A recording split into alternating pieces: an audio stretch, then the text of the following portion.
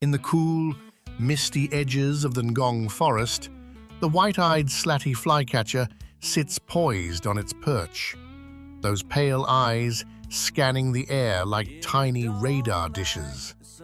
And then, with a sudden burst of controlled speed, it darts out and snatches a bee mid-flight. But catching a bee is only half the challenge. Eating one, that's an art form.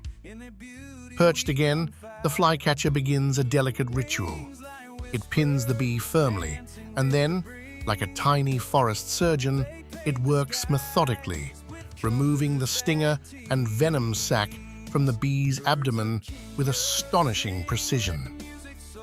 Only when the threat is completely neutralized does the bird lift its head and toss the bee back, swallowing it in one confident, effortless gulp. This behavior isn't random. Bees are a high-protein, high-energy food, crucial for breeding adults and growing fledglings. For a small bird living in a competitive forest, every nutrient-rich catch counts. But this remarkable feeding strategy depends entirely on healthy montane forests and wooded farmlands.